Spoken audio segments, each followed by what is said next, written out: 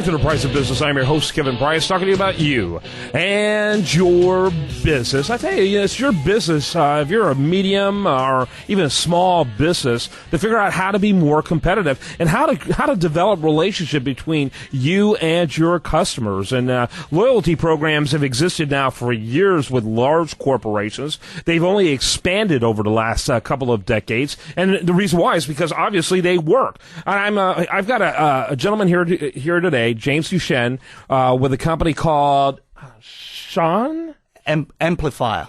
Yeah, how's that got to do with this spelling here? Spell that again. Say that again. Okay, Amplifier. Amplify. Amplify. There you go. I like that. It's completely different written in my notes. But you see, my assistant likes to embarrass me, so she just succeeded here today. So anyway, Amplify. And I like that. And I guess what you want is for your clients to have a louder voice among their clients. Absolutely. One of the things that we actually offer is for any business of any size to be able to compete with a large loyalty program, to create the repeat business that they deserve, as well as to grow their business through a rewards incentive type of program. Yeah, Amplifier, basically, is what, right? Sure, that's correct. Amplifier, basically. By the way, you're from Chicago, right? I can tell by that accent. Yeah, no, we're based in Houston at the moment, but our head office is in Sydney, Australia. Mm-hmm. And we've recently expanded to the United States to look after our American customers. Very good. Yeah. And I'm assuming that's predicated on the fact because America's awesome. Absolutely. Not to mention the fact that if there's any culture, I mean, the United States had these reward programs way before any other country had it, and we're still on the cutting edge of that, although a lot of countries are quickly catching up on that. But we have a whole culture, a business culture, that's kind of predicated on that. Absolutely. And what we actually found is the American consumer is more ready to try new things and to get engaged with businesses a lot better than it is actually overseas. We actually seeing that I think American makes it easier to make business right with. No question about it. And there tends to be more flexibility, open-mindedness. We love great ideas. There's not this sense of that's not the way we do things. You don't ever hear that in the United States of America. Absolutely. And we actually certainly see that at the moment, where people are willing to try new things, and especially with innovative programs such as ours, where you generally small businesses need a certain level of recognition prior to actually get going and get started. Americans, what we found in our line of work is that they much more ready and available to try new things, and if it works, then they run with it. Yeah, absolutely. Talking to James Duchenne, and again, the company is called Amplifier. Kind of give me an idea of what you're doing to build a footprint here in the United States. Sure. So what our product allows businesses to do is, as I said, to compete with large loyalty programs. So the business would basically set up a program with us and have access to over 50 different customizable type of ways they can reward their consumers. Businesses are completely different, each and every one of them. So we've provided that flexibility to, for them to reach their customers, to create repeat business, to grow their business. And the way that they do it is by setting it up, by transacting with their members. And those members, at the end of the line, what we found is the consumer benefit is extremely important.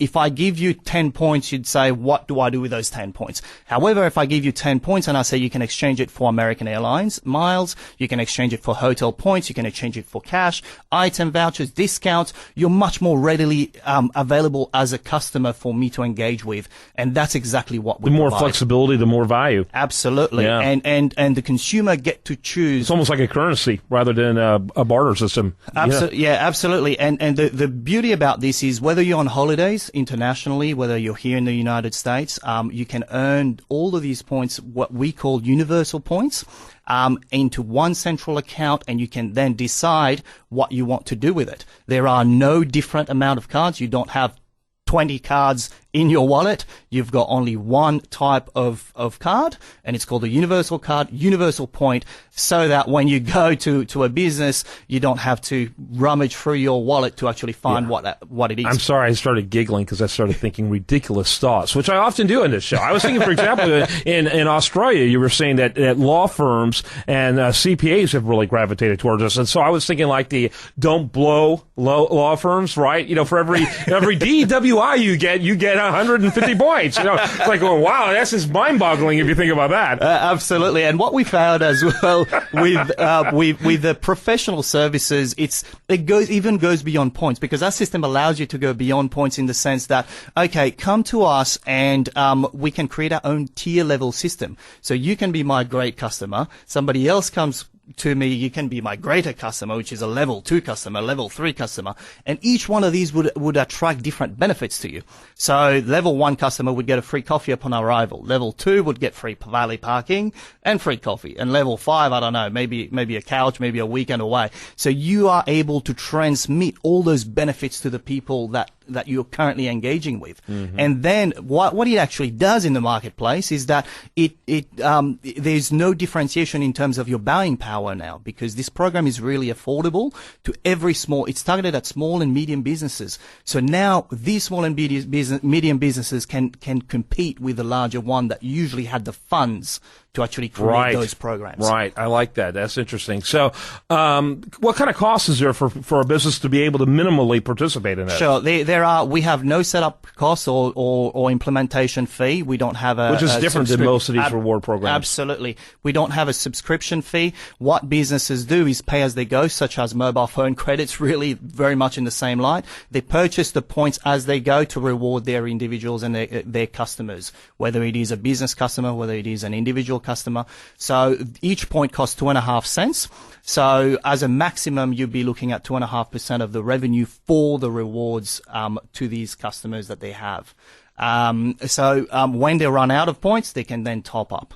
It's as simple as that. If it works for them, that's great. We help them and drive them towards making sure that they engage their customers a lot better. If it doesn't work and they don't want it, there's no further cost associated with it. You're not locked in a 2-year, 3-year contract. Yeah, and your client can still use the points because they're universal points. Absolutely, they can transfer it to whoever part of their family, and those people would then be able to get a free flight somewhere, maybe. Yeah, that's pretty cool. That's pretty cool. So you were saying again, because I think of American culture, the idea of providing these for professional, companies like law firms and CPAs seems a little odd. I mean, when you came here, were you thinking you would market to them as well? Or? No, we were. Because, it may be a different animal than what they are in Australia. No, that's right.